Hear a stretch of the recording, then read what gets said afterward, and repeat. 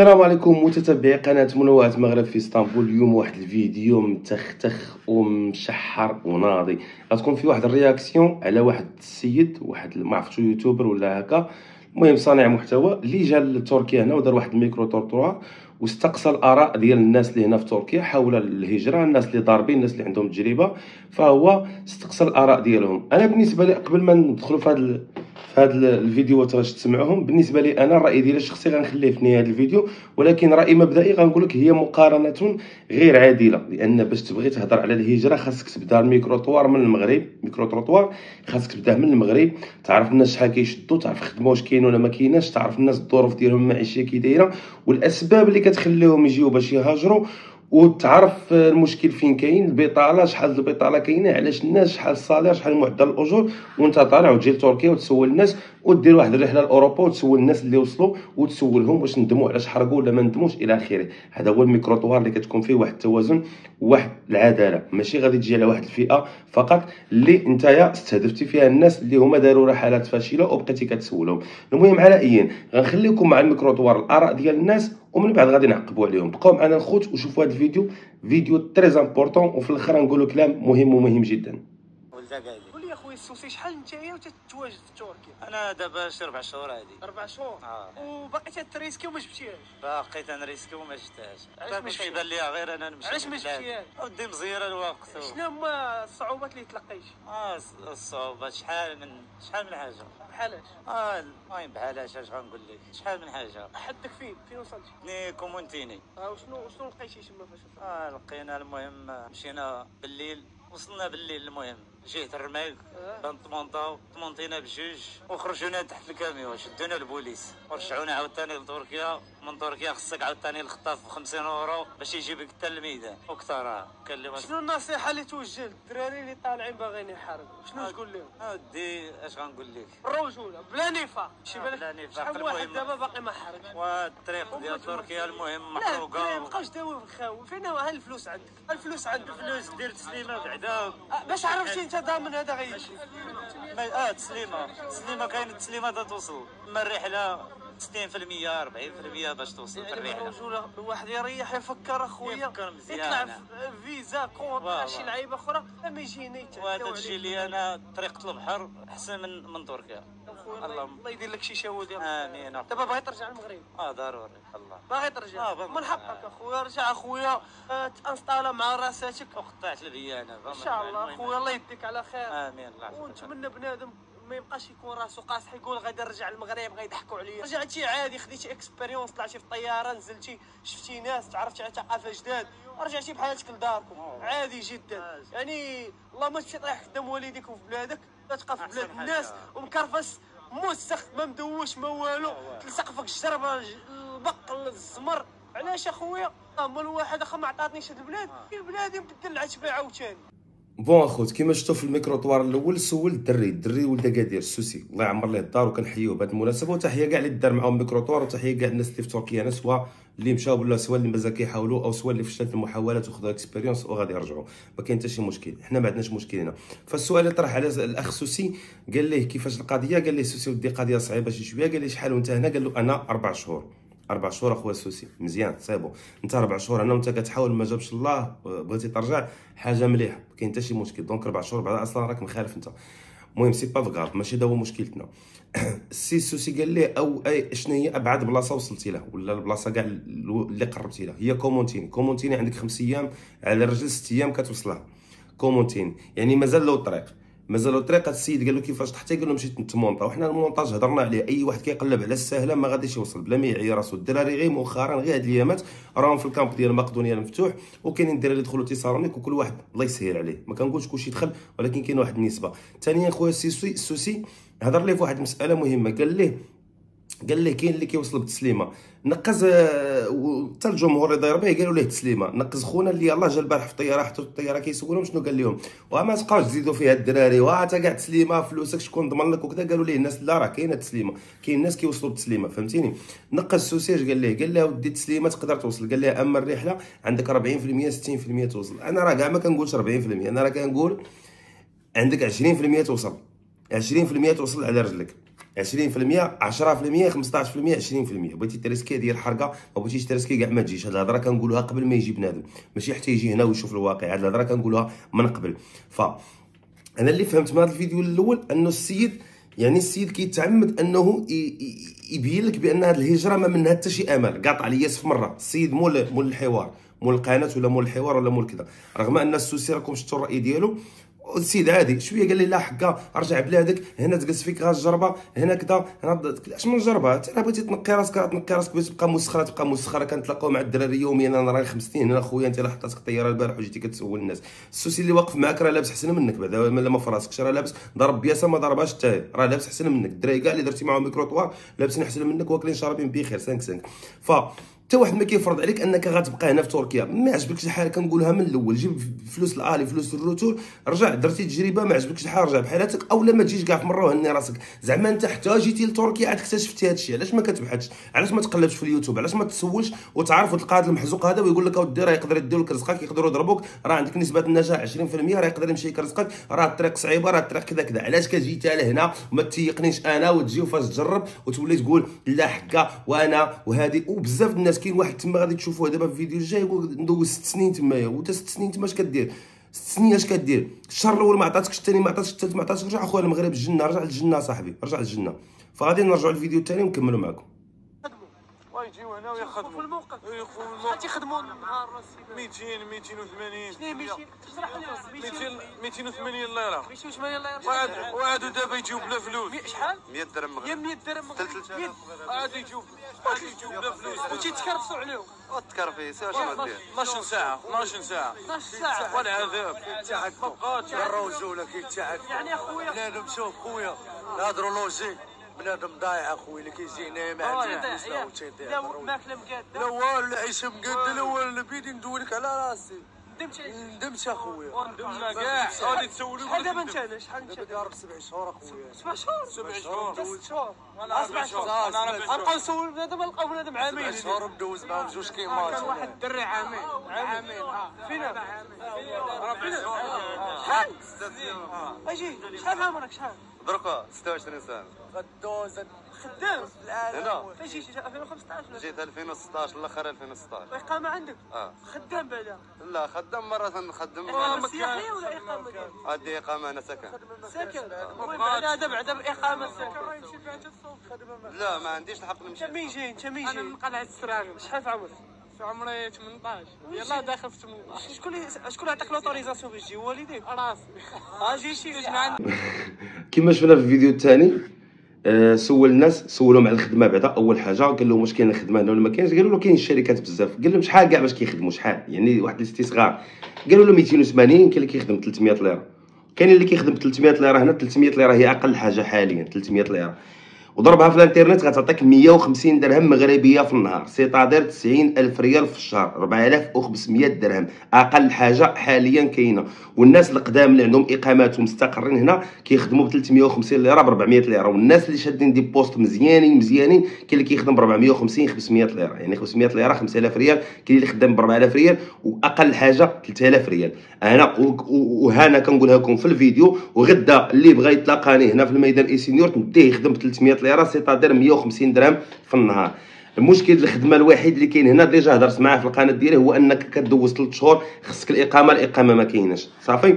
صحاب السفر تاع عاوتاني والسلوكيه تما. واحد كيقول ليه تما انا 6 سنين هنا، جيت في 2016. الله اعلم اخويا، الله يسهل عليك. انا حاجه واحده اللي ما دخلتليش لدماغي فاش قال له واش عندك اقامه؟ قال له ايه. قال له شنو نوع الاقامه اللي عندك؟ واش سياحيه ولا؟ قال له اقامه سكن. انا 5 سنين هنا عباد الله، اول مره نسمع اقامه سكن. ما كايناش حاجه سميتها اقامه سكن في تركيا. كاينه اقامه سياحيه ما بقاش كتعطى من 2021 لدابا، ما بقاش كتعطى اقامه سياحيه. كاين اللي عطاوها عام، كاين اللي عطاوها عامين. انا اخر حاجه عندي عامين فيها دابا قريبه تسالي في شهر 11، ويعلم الله واش غيجددوا لي ولا ما يجددوا لياش. كيجددوا اكثر من 90% وفق عده شروط. يعلم الله واش غيجددوا لي ولا ما يجددوا لياش. وكاين عدد مني اللي عندهم اقامه سياحيه، وكاينه اقامه عمل. هاد اقامه عمل ملي كتكون عندك الاقامه السياحيه وكدير واحد البروجي وتخلص عليه الضرائب والدوله وكذا وهذا طمنا، وكتمشي لغرفه التجاره والصناعه كيعطوك واحد البطاقه الورقه ديال غرفه التجاره وكتدفع الدوسي ديال ملف ديال كيتسمى اقامه عمل.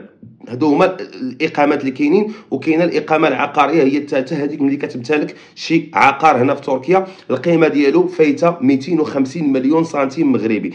هادو هما الاقامات اللي كاينين، ما كايناش شي اقامه اخرى. وكاينه اقامه انسانيه، هذيك اقامه انسانيه كتعطى في ظروف صعيبه، فيها محامي وفيها بزاف د الحوايج وفيها بزاف ديال الروينه وعندها عده شروط بلا ما ندخلوا فيها. هادو هما الاقامات اللي كاينين. والسوريين عندهم اللجوء، ما عندهمش اقامه، عندهم اللجوء المؤقت. يعني ديك اقامه كتبقى كاين بحال شكل الاقامه كيتسمى اللجوء المؤقت. هادشي اللي كيت بحال الحمايه ولا هكا ديال السوريين. هادشي اللي كاين. ما كايناش اقامه سكن. انت 6 سنين هنايا، 6 سنين هنا خارج في ميكروطوار باش تقول هاد البلاد مقوده، خدمه ناقصه كذا. واش كدير اخويا؟ سير المغرب، المغرب زوين.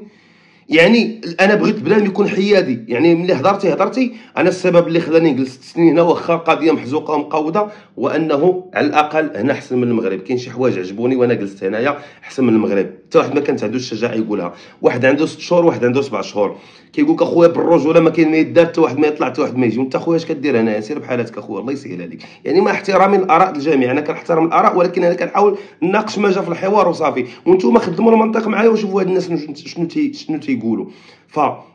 نتوما سمعتوا بودنيكم هاد الناس اشنو تيقولوا. وانا اللي فهمت هادشي كامل الدراري بحال مضغوط عليهم، بحال مول الحوار ولا مول القناه كيحاول يوجه الحوار وكيحاول يوجه هذا الميكرو تروطوار اللي دار معاهم لواحد الاتجاه معين مفاده انه تركيا ما فيش جذبوها حتى ايجابيه، وان المغرب احسن من تركيا بملايين الدرجات. وهذا الشيء ما كاينش اخويا، هذا الشيء ما كاينش. تركيا لو كان فيها الاقامه راه ما يبقى حتى واحد في المغرب، كلشي غيجي يخدم هنا. سيرتو بهذا الصالير اللي كاين دابا بلا ما غيسكن في سكن شبابي ب 70 اورو كيشد 90,000 ريال راه حسن له. المغرب بغيتي تعرف حقيقه المغرب غادي نعطيك فيديو ديال المغرب. اسمع هذا الفيديو هذا شنو تيقولوا فيه. واخا يعطيني ربي في عمري انا 300 عام غنبقى ديما نحلم نمشي تماك على سبب واحد حيت يضرني خاطري تنشوف اصاحبي الناس في هاد البلاد باقي خدامين ب 1000 درهم اصاحبي.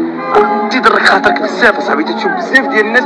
راه كاين اللي خدام بالله يسهل عليك، كاين اللي خدام 20 30 داكشي، ولكن الاكثريه ديال الناس اللي واكل العصافات المغرب هادي خدام اصاحبي ب 1000 درهم 1500 درهم. انا الا بغيت نبقى هنا خصني نكون نسد واحد 30,000 درهم ولا 40,000 درهم ونعيش عيشه كريمه ونعيش بخير وعلى خير. اما باش تقول لي زعما كان الحلم ديالي زعما لا واش نبقى، لا الحلم ديالي ديما نمشي لاوروبا. ماشي انا نمشي لاوروبا حيت اوروبا راه واعره، لا راه المغرب خير 100 في اوروبا. ولكن عطيني انا باش نعيش والله واخا تقول لي سير نيويورك ولا سير بوسطن والله لا مشيت لها. يكون سالير مزيان اصاحبي. تصور دابا انت عندك وليدات ولا عندك ولد وعندك المدام، راه بوحدك دابا بوحدك 100 درهم ما تكسك النار، ما تتكمي ما تشرب ما تدير والو. خصك غداك باقي ما مجوز والو، خصك فطور، خصك غداك، خصك عشاء. بغيت تشرب قهوه باغي تنتعس اسمها بيترو شريب والو. شوف نقول لك واحد القضيه والهجره في هذا الوقت.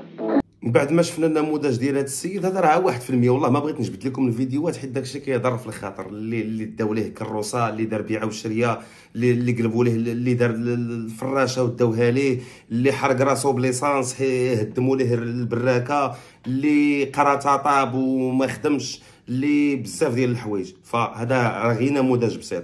فهذا اللي الفكره اللي بغيت نوصل. الا بغيتي دير ميكرو تروطوار بحال مثلا ميكرو تروطوار، يعني مشيتي درتيه، نعطيك واحد النموذج مع بحال واحد جوج الناس ولا واحد الفئه ديال الناس جابوا الباكالوريا، واحد الفئه خدمات بديك الباك ديالها جابوا نفس المعدل، واحد الفئه خدمات بديك الباك وواحد الفئه ما خدماتش بقات كتشومي. الا مشيتي سولتي دوك اللي كيشوميو اش غادي يقول لك؟ غادي يقول لك انا اخويا كون عرفت هكا غادي نقرا تنطيب قرايه وما نخدمش ما كنتش غنقرا نهائيا النهار الاول ما ندخلش المدرسه. وغتمشي تسول هذاك اللي خدم بالباكالوريا ديالو مثلا وكيشد صالير مزيان وقال لك بسم الله الرحمن الرحيم والحمد لله بعد عناء كبير ولكل مجتهد نصيب، وانا الخوت راه قريت مزيان وكذا وهذا، والانسان يقرا وقرا غادي توصل كما وصلنا حتى حنايا الحمد لله. المغرب فيه العدل فيه كذا، الناس كتخدم وانتم كتشوفوا وراني بخير. الطوموبيله فوالا بارطومو ديالي 5 دونك هنا تناقض ديال الاراء ديال جوج الناس اللي توفرت فيهم نفس الشروط، بجوجهم قراو بجوجهم نفس المعدل، واحد خدم ودار لافونير وواحد مسكين تقسى وتهمش. نفس الشيء الهجره، نفس الشيء الحرقه.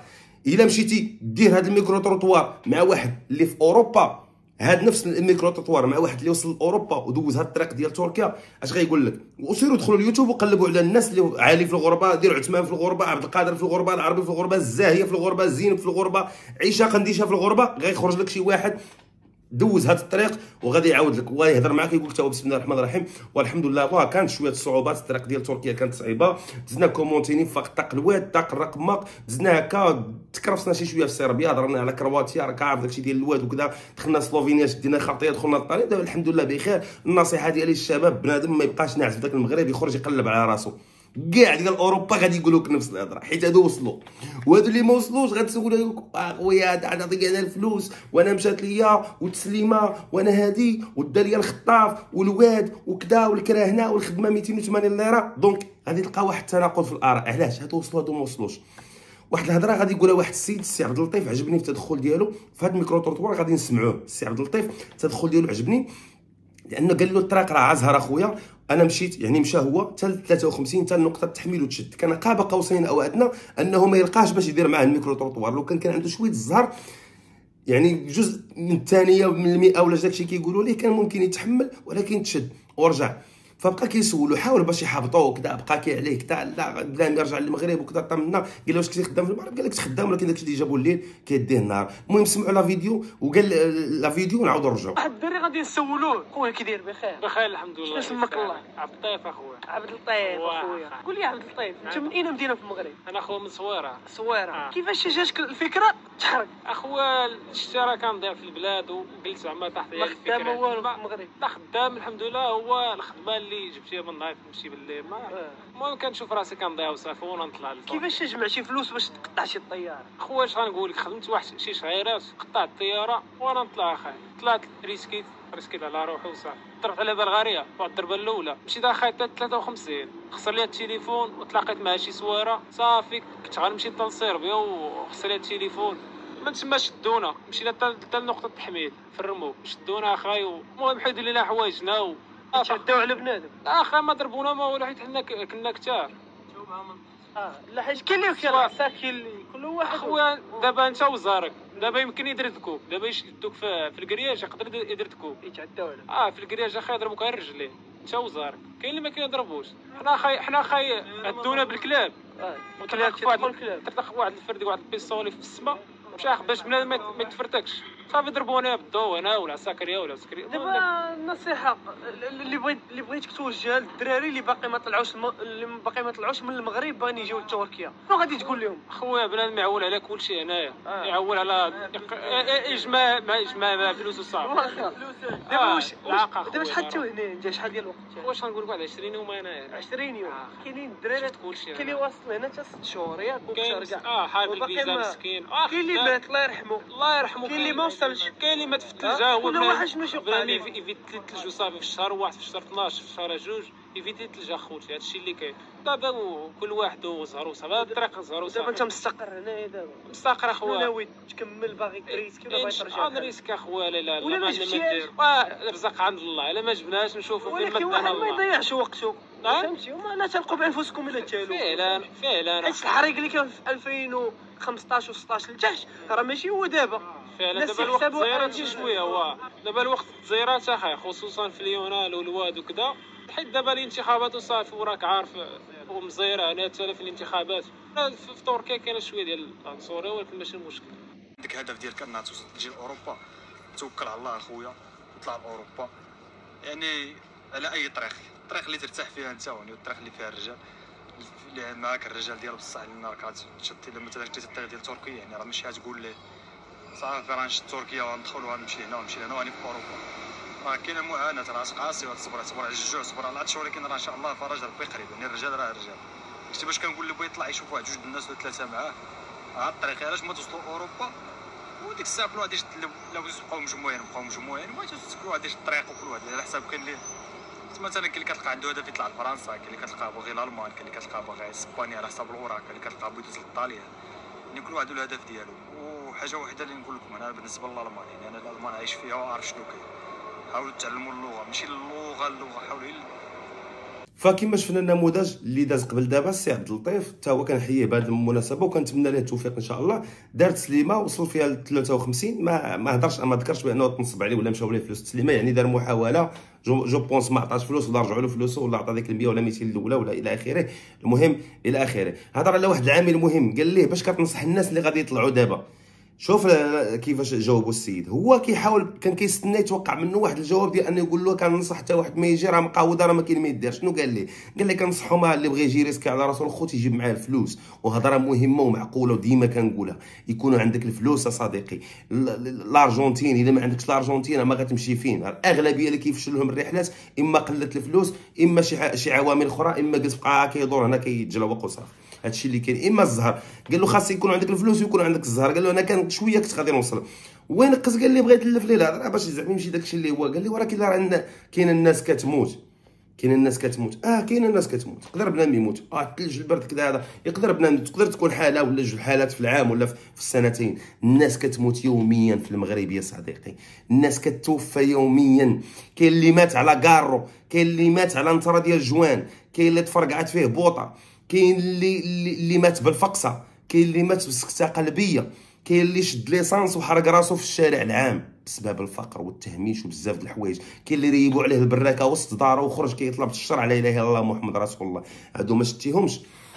فانا بعدا انا ما نقدرش نقول لبنادم اجي وما نقدرش نقول ليه ما تجيش. يعني باش الراي ديالي انا قلت لكم حتى الاخر وغنقول لكم الراي ديالي.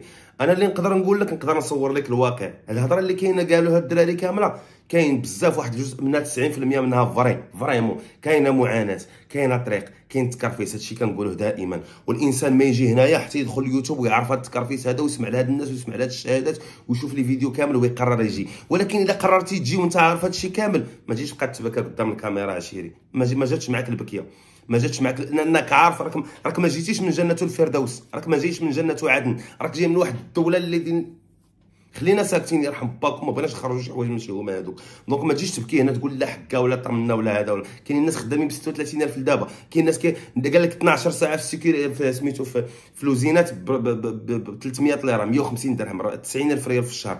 كاين 12 ساعه في السيكوريتي في المغرب كتبقى في الكاريطه بحال الكلب وكتشد 2000 درهم. كاين اللي كيشد 36000 ريال. خليونا ساكتين الله يرحم والديهم، ما بقاوش تجبدوا لنا الهضره. وعاد معاناه باش تلقى الخدمه في المغرب. بار كونتر هنا تركيا تخرج من الصباح تخدم، بغيت تحلم بالخدمه الصباح تخدم. اللي قال لك ما كاينش خدمه جيبوا لي نديها انا يخدم. باش نهضروا في هذه الناحيه يعني باش دير مقارنات. البنيه التحتيه السبيطارات وكذا لا مجال للمقارنه. ترونسبور الدولموش القطارات الترانات الباخرات البطوات. هاد الناس مشاو هربوا علينا بزاف. كاين سلبيات بزاف، كاين الكريساج، كاين كذا كاين كذا كاين كذا، وكاين ايجابيات نفس لا ميم شوز. المغرب تركيا ما نهضروش بزاف. فما نبقاوش نشوفوا غير الجزء الفارغ من الكاس، نشوفوا حتى الجزء الممتلئ. كاين بزاف ديال الحوايج اللي بنادم ما كياخذهمش بواحد الموضوعيه. دونك الا بغيتي دير ميكرو تروطوار اخويا خاصك تمشي تستجوب بعد هذوك المسؤولين، تقول لي علاش هاد الناس كيمشيو يحرقوا. السؤال خاصك تطرحه ماشي تطرحه على هذا الحراق ولا هذاك اللي داك الحراق اللي جا مسكين راه ما جا الا واسطه فيه العظم ما لقى ما يدار في المغرب. الا بغيتي تسول هذا السؤال عزيزي اليوتيوبر اللي درتي هذا الميكرو تروطوار وبغيتي يكون ميكرو تروطوار عادل وتكون عندك شفافيه ومصداقيه، سير سول وزير الشغل قول له علاش المغاربه كيحرقوا، علاش ما نديروا لهم شي حاجه فين يخدموا وما يحرقوش؟ لماذا لا نرفع السميك؟ لماذا لا نرفع سقف الاجور؟ لماذا لا نخلق فرص للشغل؟ لماذا لا يكون مبدا تكافؤ الفرص في الشغل وفي العمل في المغرب؟ علاش؟ بوركوا علاش؟ لماذا؟ شرح لي علاش. نصرحوا خصنا. بغيتي دير ميكرو تروطوار سير سول لي الناس اللي خدامين في اوروبا، الناس اللي وصلوا. سير لصربيا شوف الناس اللي راهم كيديروا محاولات باش يوصلوا. سير لرومانيا، سير لبلغاريا، سير لهنغاريا، سير للبوسنه، سير لكرواتيا، ثم سير لاوروبا وسير للناس اللي وصلوا لاوروبا، الناس اللي خدموا هذه عام هذه عامين هذه 3 سنين، الناس اللي داروا الوراق. سول الناس اللي داروا الحديد وجاوا بالطوموبيل وجاوا المغرب قول له شنو رايك في الهجره. علاش كتجي تسول هذاك المحزوق اللي مسكين ما كتبتلوش الظروف انه يدوز ولا شاف العذاب في الحبس ولا في الكامب ولا كذا وكتجي تسولو بوحدو؟ معادله فارغه بالنسبه ليا وغير متوازنه. كنحترم خويا هذا اليوتيوبر اللي دار هذا الميكرو تروطوار وكنحترم هاد الناس هادو اللي ادلاو بالاراء ديالهم بكل شجاعه وبكل صراحه. كانت 90% تقريبا من الاراء ديالهم صحيحه، ولكن الاسباب الحقيقيه ما تطرقتي لهاش اخويا زبيده. يعني باش تمسح كل شيء في هذه الحراقه، باش هذه الحراقه راه هما اللي فيهم الديفو كيجيو، راه ماشي هما اللي فيهم الديفو، راه الدوله هي الاولى فيها الديفو. الدوله خصها تصلح راسها، الدوله خصها مفروض عليها تخدم هاد الناس، مفروض عليها انها باش نلقاو حل لملف الهجره، ملف اللي ماشي سهل، ملف كبير كبير كبير بزاف. والحل ديالو هو ان الدوله تجلس مع راسها والمسؤولين يجلسوا مع بعضياتهم ويطرحوا نقطه استفهام. علاش الطيارات كيمشيو عامرين لتركيا بالحراقه؟ علاش بلاتنا كيتغربوا ولادنا كيتغربوا؟ علاش كيتكرفسوا؟ علاش باش يتكرفسوا عليه؟ علاش؟ هذا هو السؤال المطروح. هذا هو السؤال لما تروح. دونك ملي تخلق لهم فرص شغل وتعطيهم البديل، ديك الساعه حاسبهم الى جاو يحرقوا. تلاقاو في فيديو قادم ان شاء الله. بحال هاد الشيء هذا باش الزيت واصل 100 درهم، حتى يوصل سميتها استاذ 95 العادي، الدجاج طلع. كنهضر على الاسعار كلها، انا كنهضر عليها. خاصكم تلقاو لينا حل هاد الشيء هذا، سينو غادي نوضوا كاملين وغادي نهضروا على الحقوق ديالنا وما غاديش نسكتوا. انا مراه من المغرب وعندي جرأة وعندي شجاعه، اليوم كنواجه المسؤولين والحكومه كامله وما خايفه من حتى شي واحد. فيما بغا يوصلوا حيت انا اصلا باش كنتي لي السميت 3000 درهم على قوه الله كبر كبير، نكلم منها نخلص الدراري البريفي. شنو بغاوني ندير؟ بغاوني نخرج نتعرى في الشارع؟ شنو بغاوني ندير هاد المسؤولين هادو؟ شنو بغاوني ندير؟ انا اليوم خرجت كنهضر راه صافي وصلت لي 360 درجه. بزاف هادشي والله الا بزاف زدتو فيه. ما حاسش بخوتكم المغاربه، كاين الناس اللي ما عندهمش، كاين الفئه اللي ما عندهاش صالير، كاين واحد الفئه راه ما خداماش، التسميك اللي خدامه به انا راه ما عندهاش واحد الفئه. كاين واحد مسكين راه كياكل غير اتاي، وواحد حقيه فروج محمر قدو قداش، واحد حقيه حولي ونسوق سنيباله.